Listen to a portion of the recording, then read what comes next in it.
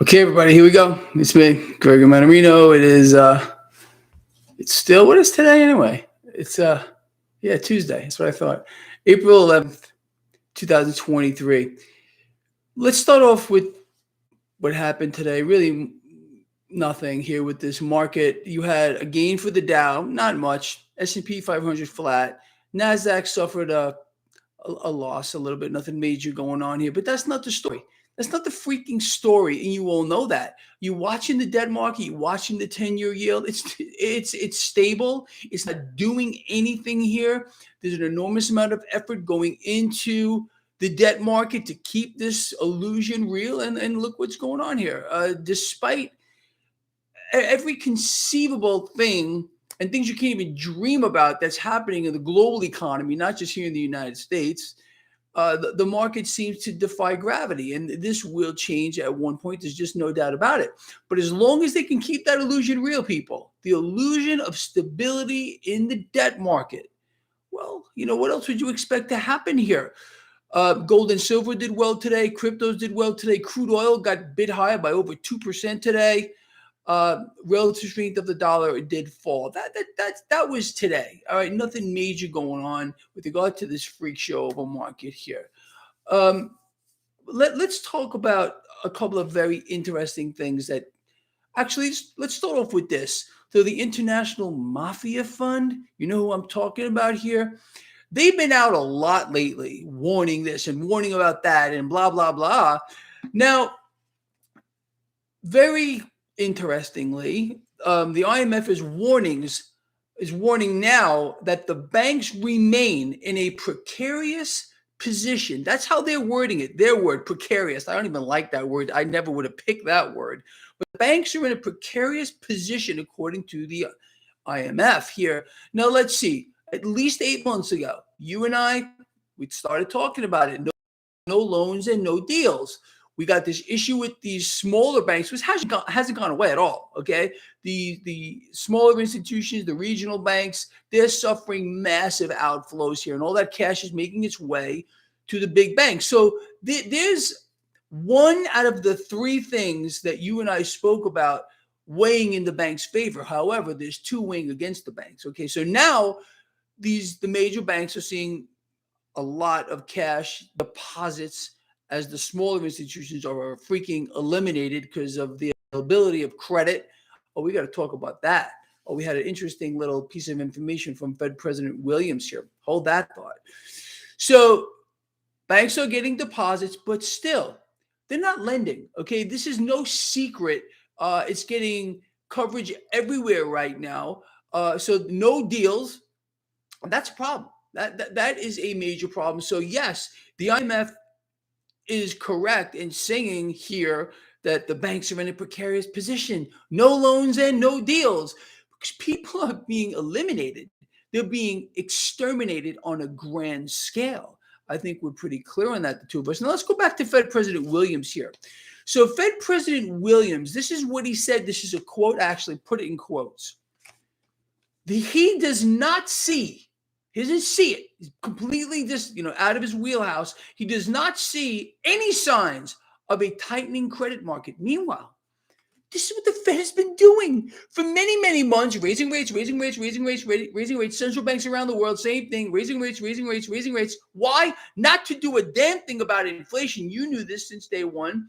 But to tighten credit, to lessen the availability of credit to small businesses around the world that are being evaporated because of the corporate agenda. Here we have a world agenda being run by corporations, big pharma, energy companies, the banks, obviously. But so they got to eliminate all of these U.S. small businesses and small businesses around the world here. So, but he doesn't see it. He does not see, this is a quote, any sign. I actually wrote, wow. I know my handwriting is pretty precarious, a word I didn't like to use, okay, but that's what the IMF is using, precarious, so why don't I use precarious as well? But he doesn't see anything. There's no sign of tightening credit here. Okay. How about, this is obviously an in-our-face, blatant lie, but where's the accountability? Where is the accountability? He's another one of those freaks here. Okay, let's not forget about this thing here. This Fed president who also said inflation was going to be transitory, inflation was going to be temporary. Now going back to the IMF. Okay, so we got their warning on the banks, and then we got this IMF high inflation to. Are you ready for this word? Hobble, whatever that means.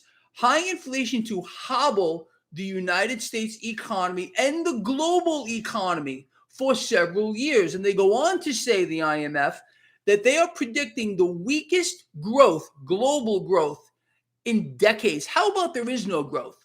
Okay, they can't tell you that.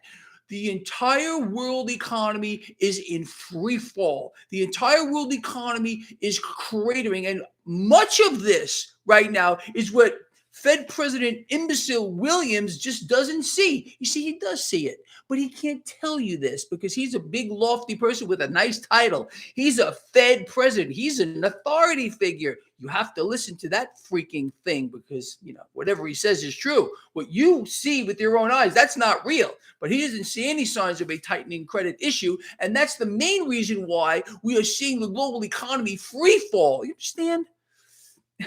And they're not done. Central banks are not done by a long shot, people. I think you know that. So it's kind of interesting. So IMF warning on the banks. They're in a precarious position. Duh, and another duh. Okay. And then the IMF saying that the global economy is basically done.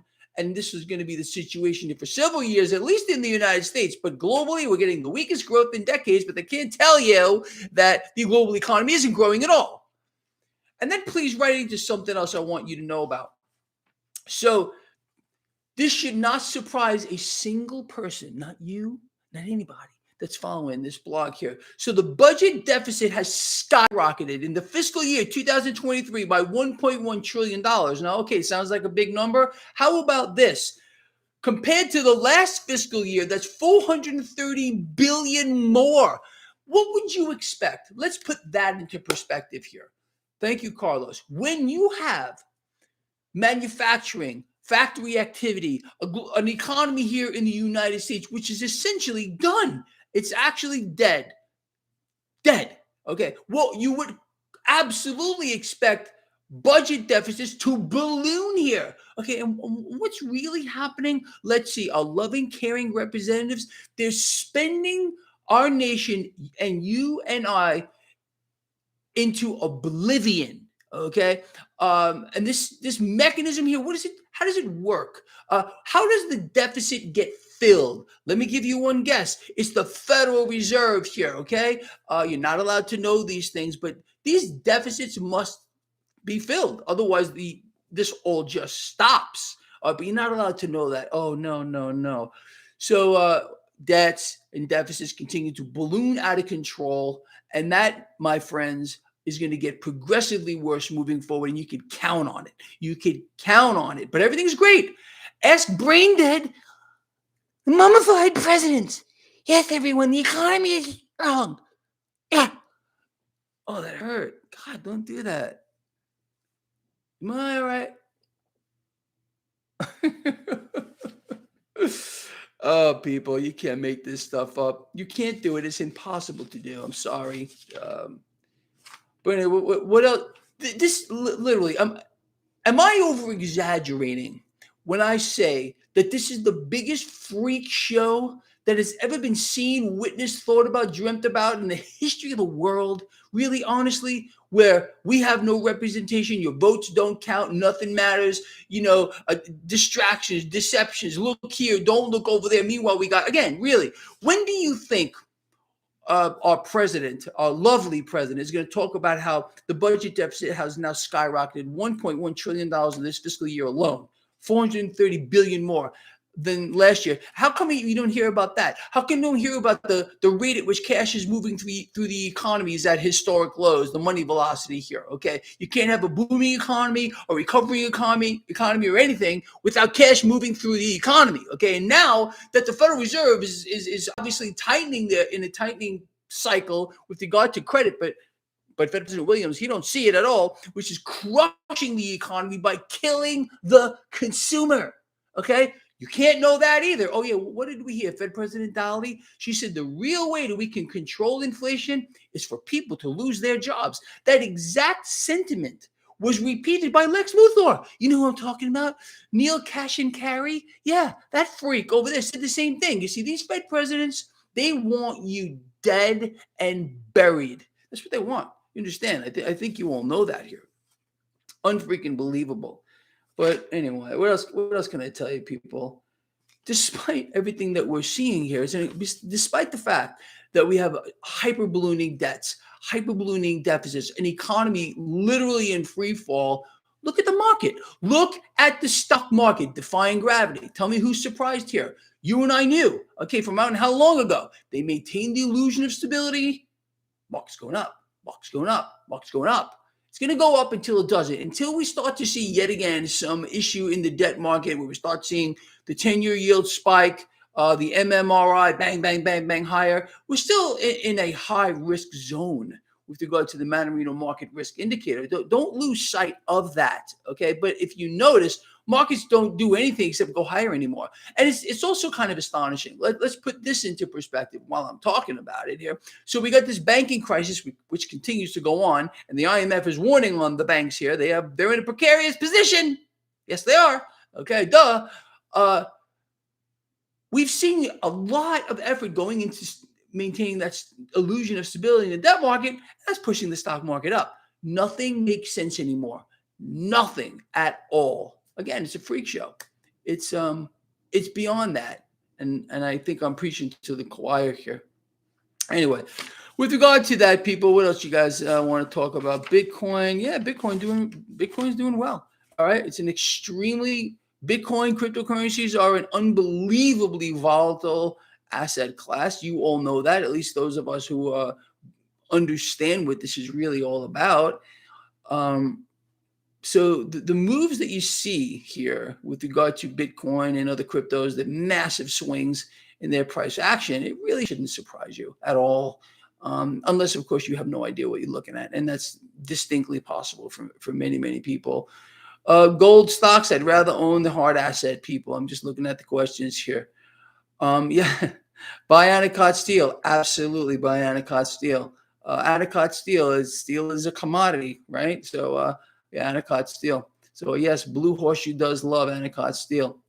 And it is getting freaky here. Tide Pod time. Absolutely. Precariously over-leveraged. Abso-freaking-lutely. Mark, I can't tell you how you just hit that on the mark. The entire system is so over-leveraged. Meanwhile, it's illiquid. What are central banks doing here? What are they trying to do? They're pumping and pumping and pumping and pumping the system with more and more debt, pulling cash into the now just to foster the illusion that things are okay. It's amazing. The world is awash in debt. Meanwhile, there's not enough of it. Does that make sense to you? It should make sense to you if you follow this blog, because I've explained to all of you since time immemorial here that the amount of debt that the system needs to function from minute to minute to minute must continually be inflated upon exponentially. What we just borrowed into existence 5 minutes ago has to be exponentially higher for the next 5 minutes. And then it goes up from there, and then up from there, and then up from there. It can never be fully solvent. The system operates in a perpetual insolvency. You understand? And that's the nature of the debt-based economic model. I think you're all aware of that. I think at least you should be aware of that. The aliens don't want yelling. Yeah, I don't. Aliens, sure. Yeah, absolutely. Dash is digital trash. You're absolutely entitled to your opinion on that. Although I bet you can't give me a logical explanation, but that's okay. You know, people throw these little tidbits out there because they think they're brainiacs, but they're really not. Remember what I always tell you. The person who believes they are the smartest person in the room is usually the stupidest. That's really just me. I consider myself probably the dumbest person on this entire episode. All of you are smarter than I am. I just put this stuff together here. Anyway, why Dash is done? Why are you done with the Dash or any cryptocurrency for that matter? I guess you're short-sighted, small. That's a problem. Sounds like a personal issue to me, but Ain't my problem. I can promise you that. People, what can I tell you? All right, look, are we having fun here? I think we're having fun here.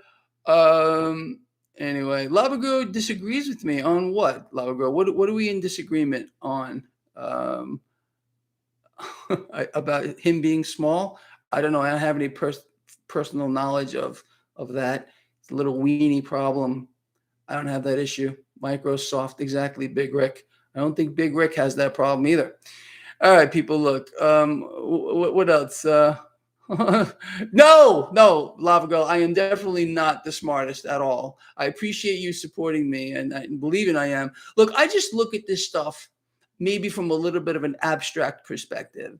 And the fact that I immerse myself in it literally around the clock, I wake up thinking about it, kind of an obsession. It doesn't make me any smarter. It just makes me more insane than anybody else. And I'm probably the most insane person following this entire blog. That I think is pretty evident here. Anyway, is real estate going to be on the table? Look at what's going on here. First of all, there's a lot going on here with real estate, commercial real estate. We're hearing about it everywhere. You got the mainstream talking about it, a meltdown with regard to that whole sector. Can that potentially bring down the entire real estate sector in aggregate, which in my view is blown out of proportion? It's a hyper bubble, just kind of like everything. And look, let me just put this into a perspective I've spoken about forever here. When you have the system that we have now, again, we don't have a normal functioning market where there are just buyers and sellers. You understand? Love girl, I love you. I think you know that, honestly. We don't have this normal system, buyers and sellers. We have this thing in the room, this third entity, which is, in this case here in the United States, it's the Federal Reserve, but it's central banks around the world.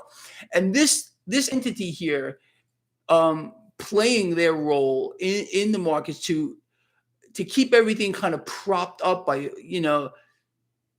any mechanism they could come up with here, has created distortions that are so tremendous and so absolutely phenomenally out of control that this whole thing is fake. There's no price discovery. How many times have those of you that have been with me for a really, really long time, you get it. There's just no bearing whatsoever on reality with regard to any asset class. And I don't care anything. I don't care what you want to look at. I'm not saying that even cryptocurrencies have a real price discovery mechanism. I don't believe that. Gold and silver obviously don't have a real price mechanism behind them either. Neither does a single stock, a single company, an exchange traded fund, or an exchange traded note, or a bond, or a treasury, or anything. It's just none of it makes sense anymore. When you have this third party in here, we do not have a free market in any way, shape, or form. This should be quite obvious. And what have I said since feels like 1,000 years? When you have this kind of a situation here, it does present opportunity. Okay, let's look at this from an opportunity perspective for a moment here. If we understand, you and I, that there's no price discovery behind an asset, that because of the action of the Federal Reserve and central banks around the world, cash has been moving into places where it has no business going and out of assets where it should be going into. You understand? It's created immense bubbles to the upside and incredible inverse bubbles. Now, I'm not grabbing my testicles here, but you see what I'm talking about? Got to get your attention one way or the other. So these distortions are going to correct. That's all the job of a real market is, to establish a fair value. Understand? When you have this, it's hyper manipulated, Matthew. Exactly. You guys see what I'm saying? You're so much smarter than I am that it's not even funny. I'm just sitting here blabbing and blabbing and blabbing. But I think nobody, I don't think, has a better perspective on this than all of you. Just being here, understanding what's going on. Will I use CBDC? I'm using central bank issued currency right now, aren't I? And so are you. Tell me you're not using it. I guarantee you are, sir or ma'am, whoever you may be. If we're forced to use it, we're gonna have no choice. Unless you want to start bartering, you want to look. People should start accepting this stuff here. But what's going on with gold, silver, and cryptocurrencies, for example, is they're hoarding them. People are hoarding this stuff. They're not transacting in it. They want to hold it here. And what central banks are doing here is exploiting that. Okay, I know there's a lot of people who feel like cryptocurrency is going to zero, Bitcoin is going to zero when the Federal Reserve implements their central bank digital currency. How about no, it isn't? You see, because it's a totally different animal. Gold, silver, crypto, people are holding this stuff and they're holding it longer term. Now, if we're forced to transact in the central bank digital currency, we're going to do it. Just like you and I are transacting right now. Tell me when you go to Amazon, because most of you here probably buy stuff from Amazon. Am I wrong? Okay. You're buying some. What are you using to transact? They're using central bank issued notes. You don't even own these things. Okay. You work for these things and you get to use them at the pleasure of the issuing central bank around the world, wherever you freaking live. And you owe these things back to the issuing central bank plus interest they make out of nothing. Imagine that kind of a system. Well, guess what? That's what we have. You guys are making me sweat. Why are you doing this to me for? Yeah, accepting lead. People. What can I tell you? We got this. No matter, look, we sit here, you and I, and we talk about these things. I think it's very enlightening. I think, honestly, and I love the posts here. And you're allowed to hate cryptocurrencies. You're allowed to hate central bank issued notes. You're allowed to hate gold. Believe me, there's a lot of gold and silver haters. I get people, at least on a weekly basis, who write to me saying, hey, Greg, why is it that you tell people that they should own gold and silver? Because they're the worst investments in the world. I can't believe you're so stupid, Greg. And you're telling people this. Look, I don't sell this stuff. And I don't have any. That's the truth. If I sold it and then I would say, hey, you know, people, I really want you to buy gold and silver. No, I just look at this stuff as how it should play out in the future with regard to other commodities. What do you know? What do I always tell you? I believe, and you don't have to believe me on this. You're entitled to your own opinion on it. I sincerely believe the debt market hyperbubble is going to burst at one point. That's going to put pressure on equities, on stocks around the world, and cash is just going to move. It's going to move. It's going to look for places to go. And in my opinion, silver is the most undervalued commodity in the world. Then would come gold, platinum, palladium, and of course, you know, crude oil as well. All this stuff priced in dollars is, in my view, it's going to.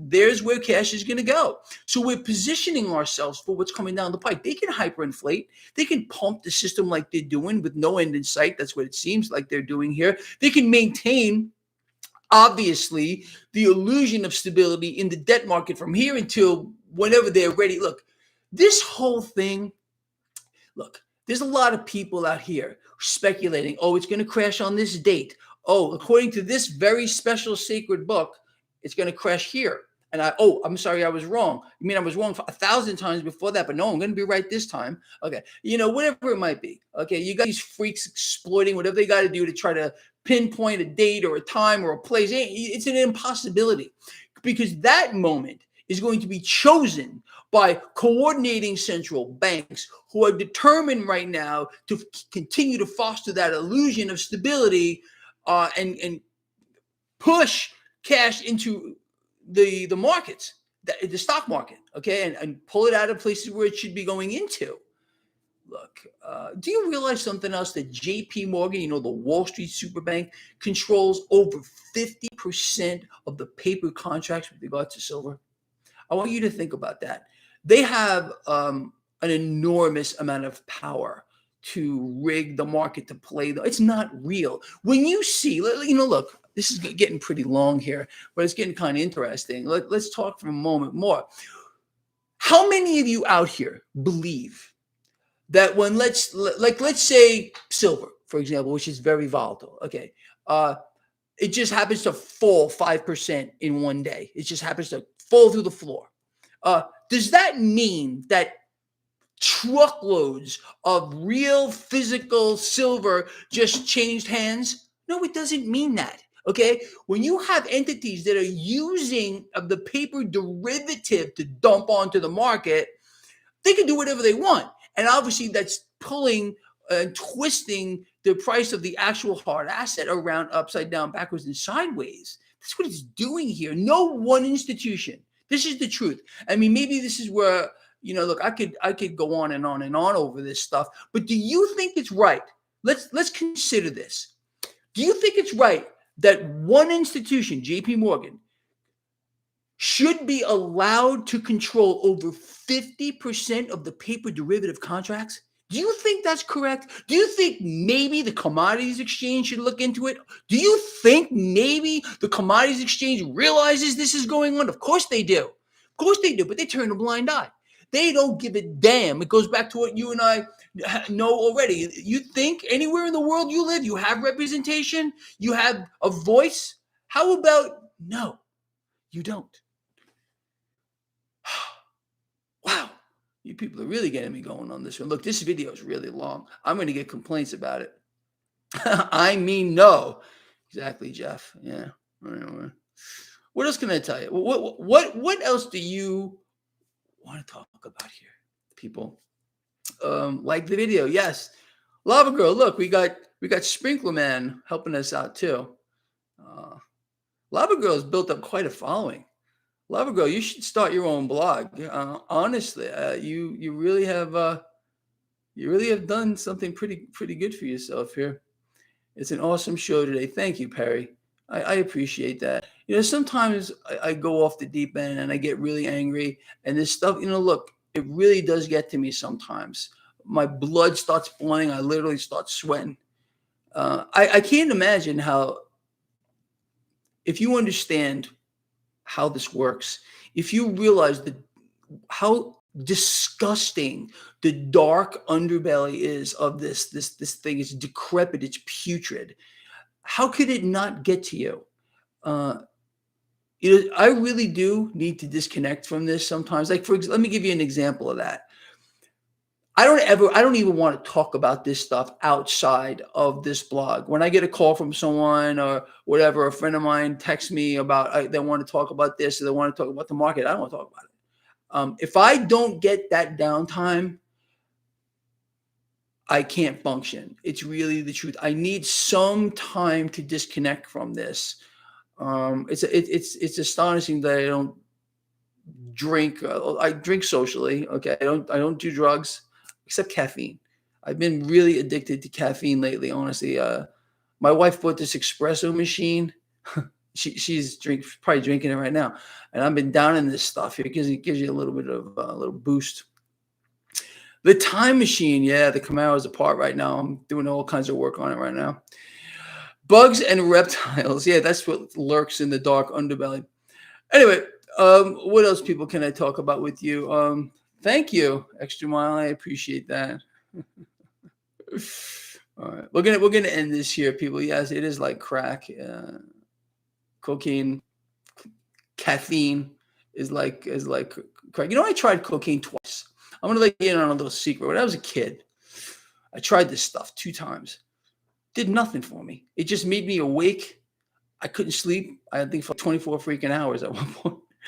I don't know. Back in the day, that was the drug everyone went to, and it was everywhere. I used to play in a rock band at that time, and it was everywhere. So I just wanted to see what it was like. I think the first time I tried it, I was maybe 19, maybe early 20s, and I said, "Why? Why do people do this stuff?" And it didn't make me feel good at all, honestly. I think I get a bit of caffeine. Anyway, with that said, people, we're gonna get going here. All right, I think we covered a lot. Love all of you. Please share the video. Thank you, Lava Girl. Thanks, Sprinkler Man, Red Beers Racing, Perry, all you guys and girls here that are with me pretty much every freaking day. And who wants to see Lava Girl start her own channel? I do. Lava Girl, I'll be your biggest supporter. Start your own channel. Start talking about these things because you already have a fan club. All right, it looks like. So everybody here want to see Lava Girl make her own channel? I want to see that. See you in the morning.